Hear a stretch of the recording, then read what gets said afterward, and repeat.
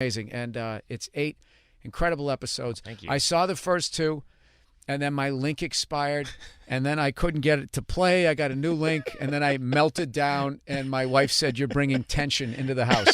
So that's been my experience so far. But having said that, I absolutely loved the first 2 that I saw. And here's the thing.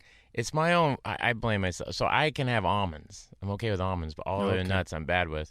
So I go, I'll have coffee, and I go, can I have almond milk in it? And so it's almost like you're like a racist, but with just like nuts, right? Just nuts. Those are the... You stay with your own. You stay with the almonds. All these other ones, get them out of my house. All right? I get it. You're a peanut supremacist. I've never heard of that. I thought if you had like a peanut allergy, no, that was it. it. No, I fancy coffee place, and they were like, well, we have an almond cashew blend that comes in. I can't have cashews. Oh. So I had that, and I took a drink of it backstage, excited about to go on, and I went, I got to go. Like and, how quick, when you drink that, how quick do you know? Is it like getting bit by a like, cobra? Yeah. Like you just exactly. know. You're like, all right, that wasn't good.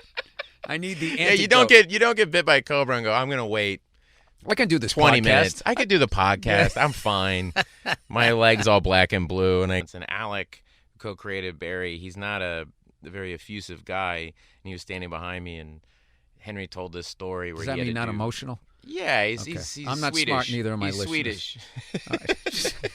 He's Swedish, you know. Okay. He's like, huh. You know? Yeah. I've done stand-up.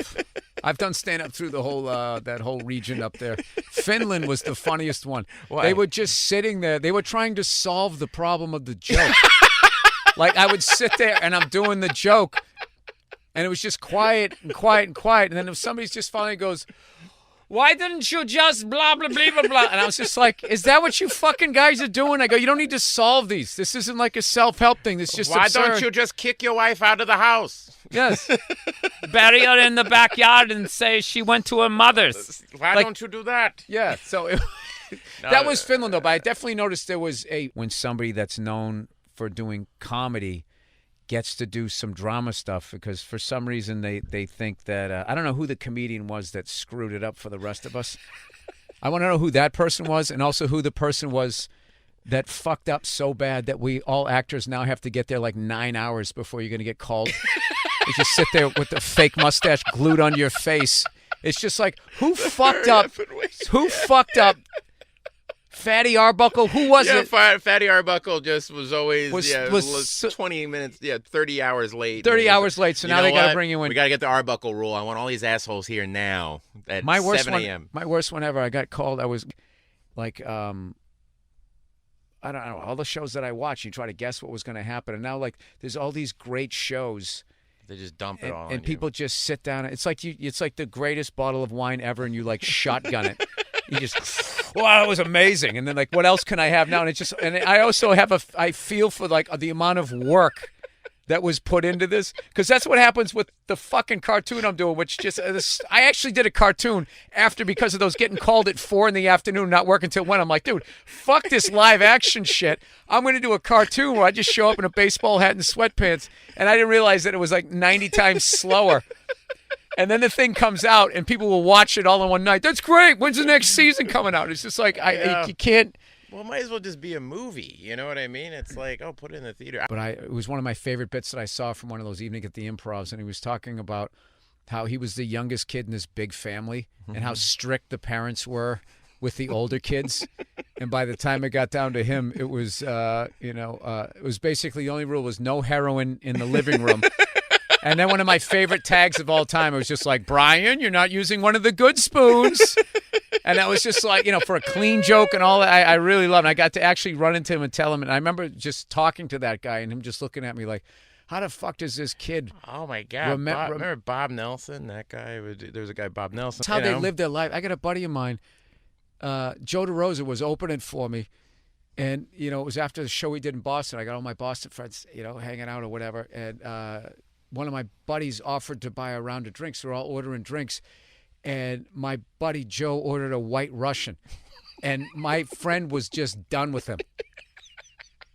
And he came up to me, he goes, dude, what's up with your boy? I go, what's the matter? He goes, he just ordered a White Russian. And I didn't really think about it. I was like, he drinks White Russians. He likes, whatever that movie with the dude. He likes Big Lebowski. Yeah, he's a Big Lebowski fan. I didn't think anything about it. And then at the end of the night, I'm walking back with Joe, and he's just like, hey, like hanging out with friends. He goes, yeah, that's cool. He's like, dude, one of your friends was, he was like really friendly, and he was like talking to me. Then all of a sudden, out of nowhere, he just stopped talking to me. And it was just like, it was all based on the fact that he ordered a White Russian.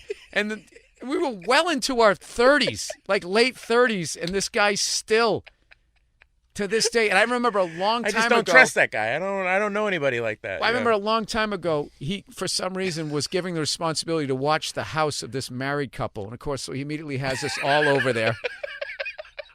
And we're getting hammered, and he's taking care of the house. We went down into the basement, and there was some sort of faucet nozzle or something you had to turn on or off. And the lady left a Post-it note on it saying, you might have to turn it a little harder. My husband said it's a little fussy. And my buddy just went up and just immediately turned it with no problem at all. And he just mutters, this guy's a pussy. And we're in his house. And he just said that to his wife, just being, gentlemanly, to a woman. And then my friend just totally judged this guy that he was not a man. Like his man, like that's what I love about my friends back there. How easily you can lose your man card and you have no idea. And they won't even tell you why. They just stop talking to you. Make me feel bad. And then, hey man, did you try the dessert? I'm trying not to eat anything bad because, the guys in the military are like, oh, fuck you, man. Oh, yeah. No. Just like, you're dieting now? And I'm like, they just keep you real. I just go back harder at them. I can't say I'm really trying to work on my man tits like you have. And that's the only way to keep them off you. Dude, I had another friend, the exact same party. He was telling this story. He's going, where are you staying? I told him the hotel I was staying at, and he was a construction guy. He goes, I worked on that. He goes, crazy story. We were putting a flagpole or something up. And he goes, the fucking cable broke. This guy was underneath directing. The cable broke and just came slamming down on this guy. Oh, jeez. And I go, Jesus Christ. I go, did he die? And he goes, did he die? He was in fucking pieces. And I go, well, what happened? He goes, guys were puking. Some people jumped in their truck and drove away. And they go, his dad was there. He had a heart attack. So we're all just sitting there like dead silence. And then he just out of nowhere, he goes, kid was kind of a douche. And then he goes, his dad was a good shit. And that actually broke the tension and everybody started laughing. And I just remember thinking, like, you couldn't teach somebody in an acting class how to take somebody to such a dark place. Yeah. And he sensed it. No, he sensed that. It's a weird thing. But I don't know. Yeah, it's like. I saw this cooking show recently, and this guy, he was doing something, this fucking guy's traveling. He goes, Boston, you come here for a beer and a beating. And I was looking at my wife. I go, you go to look at the foliage. It's just like, how many times did you watch Good Will Hunting before you went there to steam your asparagus that you felt you had to go that hard? It's like, there's also MIT, there's Harvard, tasty pudding or hasty pudding. There's a lot of you could go get some oysters, beer and a beating. It's like, all right. I lived there for 27 years. I never took a beating. I walked away from fights and I was fine with it. Hey, you're tougher than me. Your dad was angrier than my dad. You win. I'm out of here. Steam your asparagus. Yeah, with your little poached egg on top of it. I fucking hate the Food Network now. They used to just have people there cooking, and they teach you how to cook, and then it became you had to have a personality. And I respect his cooking, but I blame that fucking Emerald Lagasse. He's the guy. I'm gonna fucking put some sugar, bam. Yeah, right. And he had a studio audience and a band. I used to be the assistant. There's a lot of that. I want to know what else is. I know. Going I'm too on. jaded that I don't consider that groundbreaking. I'm just like, you guys wanted an episode off.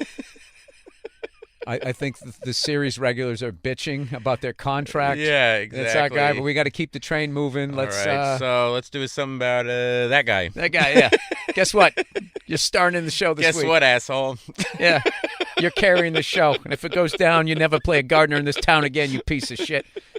Well, anyways, thank you so much for coming on. Oh man, this was odd. I feel like this. Oh, my head hurts. I'm laughing so much. Good. But no, it's great. That's all my interviews want to be. Oh, good. I don't want anybody to learn anything about you. I just want to give you a break from the same fucking 20 questions. But I'm so happy for you, man.